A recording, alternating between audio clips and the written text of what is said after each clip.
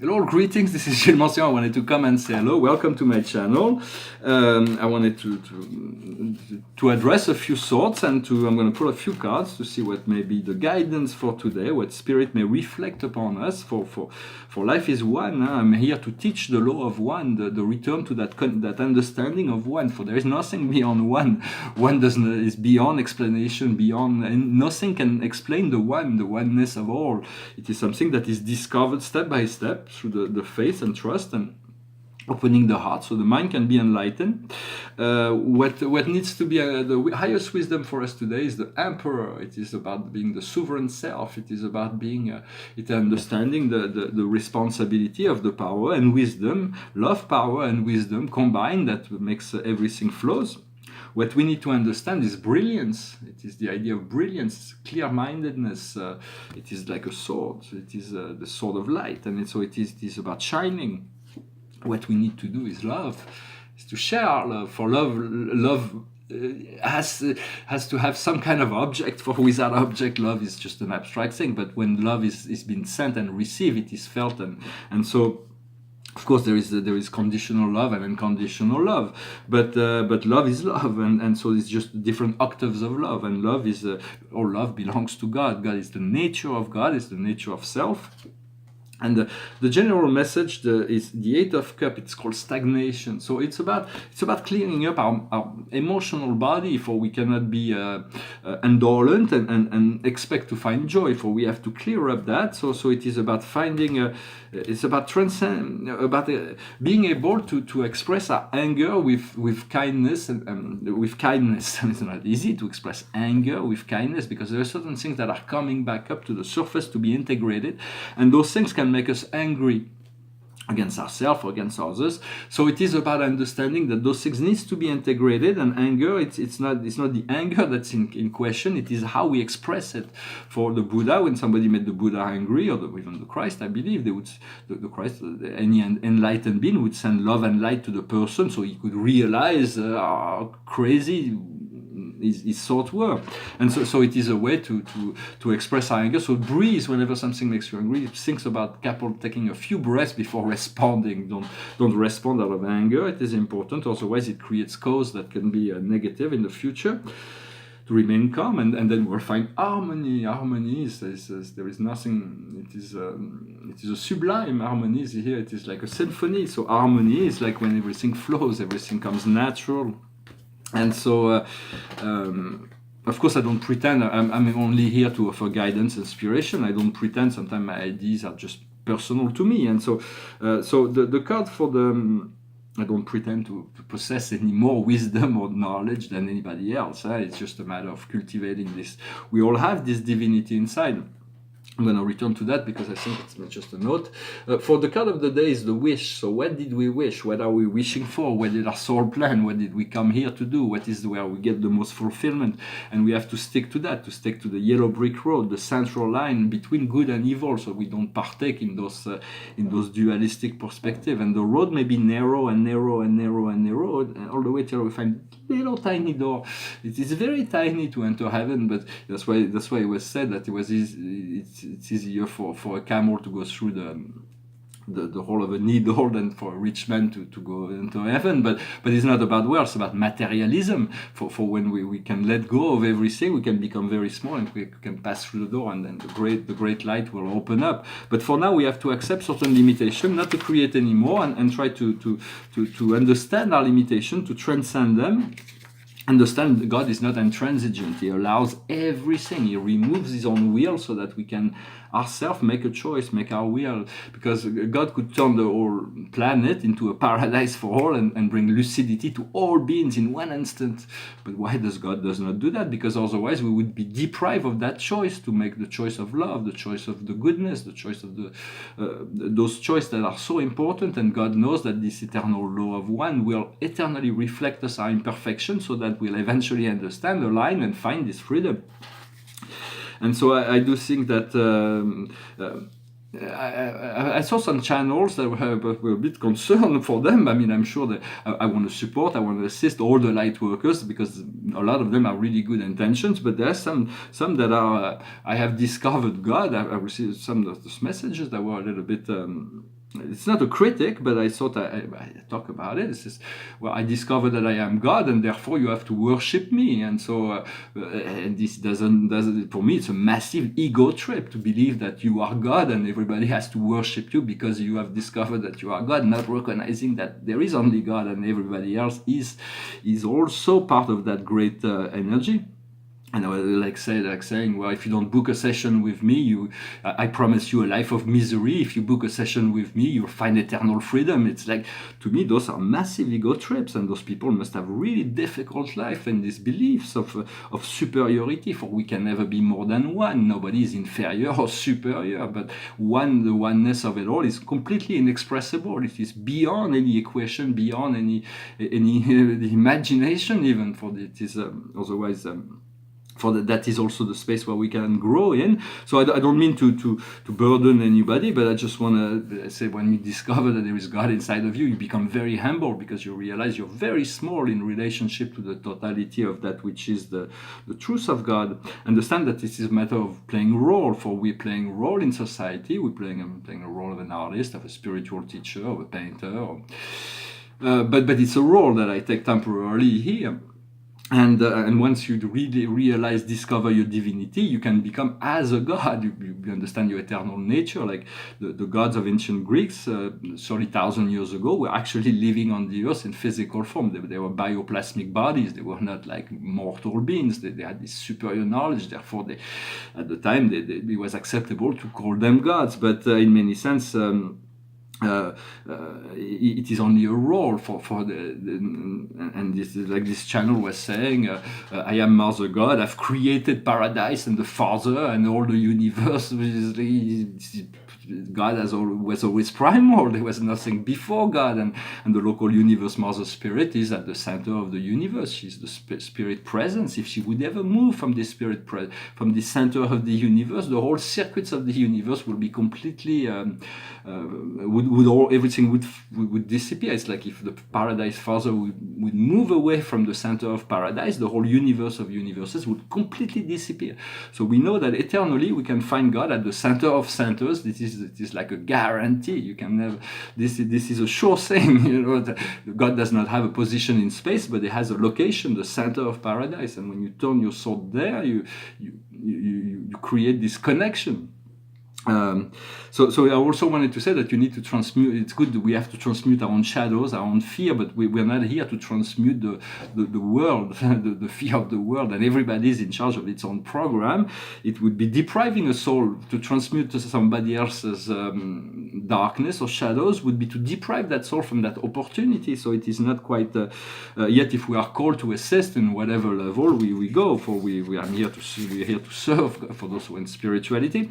Also wanted to say, for those who are completely atheists, they will not understand. But for those who can open their mind to that, it's to understand that cosmic physics is related to astrology. For those planets follow the law. They all follow their paths, and everybody follows the law, except human beings that do not know the law of one. And they have magnetic intelligence that are constantly being, that are giving and receiving. Understanding we also wanted to say that there is the small me and the big me. The small me is this soul, this individualized soul that has been encapsulated in the physical body, and the larger me, the great me, is God, is my spirit, is the great spirit. But then there is also the real self and the false self. The false self being the ego, and the true self being God. And the soul is somewhere in between. It can choose, like the Greek says, you can choose between the divine angel above and the animalistic nature below. Man does not have archetype. He has to make his own choice in choosing to tune into the higher sense, higher frequencies. I also wanted to say that the chakras are, we have this energetic body that is inside that we do not see with our physical eyes. That's made of many centers of energies. But there are 7 main chakras that needs to be in alignment. And if there is a disalignment in any one chakras, that's when we feel that we're not happy and we're not fully enjoyed. But eventually they will all fuse within the pillar of light. To understand also, there is the front chakras and there is the dorsal chakra. The chakras have a double access. And sometimes there can be a blockage in the back. We don't see it, but we're working in clearing this up. Also wanted to say that every process, every tool, every exercise can have meaning, but it can also be meaningless in a sense that it is only a mean by which we achieve certain things, but not all tools will work the same for everybody. It's not because I have a pen that I'm going to be able to write a poem that will be as good as Homer or Dante, or a brush that I will be able to paint a Botticelli with a brush. So those are tools. We use the tools. We don't expect. We create those. They're just here to assist, and there are many tools, so we have to choose the tools that resonate with us and let go of everything else. And also, just to conclude, I wanted to say that there is right now a great need to let go of the old, but when we let go of the old, there is a sense of loss because the new is not yet here and we are being asked to let go of the old. So just have trust, faith, breathe, relax, enjoy, find your peace within the nothingness, with having lost the old. Be at peace with having lost the old, and be, and then the new will come. I'm gonna try to sing a song, but my voice is a little. And the painting behind me is an astrological self-portrait, number 2 in the series. There's a lot of planets that are integrated, the new planets. In many sense, when we are born, we were imprinted with celestial energies, and that is where the filters of our perception, for that condition, our whole incarnation, but those filters of perception are no longer valid after we die, or when we move to the next incarnation, we'll get new imprints that are perfect for this incarnation. And so we are meant to integrate all the values or whatever, there is really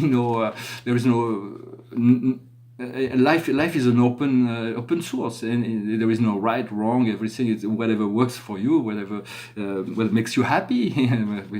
And it's good to find something that makes us happy, that brings us freedom, that does not take away the freedom of others, or does not take the joy of others away. It is important to be considerate of the environment, of what others may be feeling, in order to be more sensitive and to move into a flow that is less contrasted. Well, I hope this message was interesting for you. I'm going to finish with a song by Charles Aznavour, another one. It's in French. It's about someone who dreams of success, but the public does not respond because it's too pure, too advanced, and so it's like this. I haven't rehearsed it too much, but I'm going to sing it anyway. It goes like this. Il y a 18 ans, j'ai quitté ma province, bien décidé à empoigner la vie, le cœur léger et le bagage mince, j'étais certain de conquérir Paris. Chez le tailleur le plus chic, j'ai fait faire ce complet bleu qui était du dernier cri. Les photos, les chansons et les orchestrations ont eu raison de mes économies. Je me voyais déjà en haut de l'affiche, en 10 fois plus gros que n'importe qui, mon nom s'étalait. Je me voyais déjà adulé riche, signant mes photos aux admirateurs qui se bousculaient. J'étais le plus grand des grands fantaisistes, faisant un succès si fort que les gens m'acclamaient debout. Je me voyais déjà cherchant dans ma liste celle qui, ce soir, pourra par faveur se pendre à mon cou. Mes traits ont vieilli, bien sûr, sous mon maquillage, mais la voix est là, le geste est précis et j'ai du ressort. Mon cœur s'est aigri un peu en prenant de l'âge, mais j'ai des idées, je connais mon métier et j'y crois encore. Rien que sous mes pieds, de sentir la scène, de voir devant moi un public assis, j'ai le cœur battant. On m'a pas aidé, je n'ai pas eu de veine, mais au fond de moi, je suis sûr au moins que j'ai du talent. Mon complet bleu, il y a 30 ans que je le porte, et mes chansons ne font rire que moi. Je cours le cachet, je fais du porte-à-porte, pour subsister, je fais n'importe quoi. Je n'ai connu que des succès faciles, des trains de nuit et des filles à soldats, les minables cachés, les valises à porter, les petits meublés et les maigres repas. Je me voyais déjà en photographie, au bras d'une star, l'hiver à la neige, l'été au soleil. Je me voyais déjà racontant ma vie, l'air désabusé à des débutants friands de conseils. J'ouvrais calmement les soirs de première, mis le télégramme de sous tout Paris qui nous fait si peur. Et en mourant de trac devant ce parterre, entrer sur la scène sous les ovations et les projecteurs. J'ai tout essayé pourtant pour sortir de l'ombre. J'ai chanté l'amour, j'ai fait du comique et de la fantaisie. Si tout a raté pour moi, si je suis dans l'ombre, ce n'est pas ma faute à moi, mais celle du public qui n'a rien compris. On ne m'a jamais accordé ma chance. D'autres ont réussi avec peu de voix et beaucoup d'argent. Moi j'étais trop pur ou trop en avance. Mais un jour viendra, je leur montrerai que j'ai du talent. Voilà, it's about someone who's dreaming of fame and fortune, but and he wants to demonstrate to the world that he has this amazing power and talent. And this person, Charles Aznavour, who just left us, had amazing talents, amazing singer around the world. He's singing songs, and he had a lot of heart for. He took on many causes, such as the people of Armenia and many other causes. He was somebody that will be missed, but we're happy for him. I hope he's doing well wherever in his light realm now. That we hope that he's doing wonderful, watching us down here, continuing with our program. Well, thank you very much. I hope this video was interesting for you. I wish you a wonderful day. Namaste.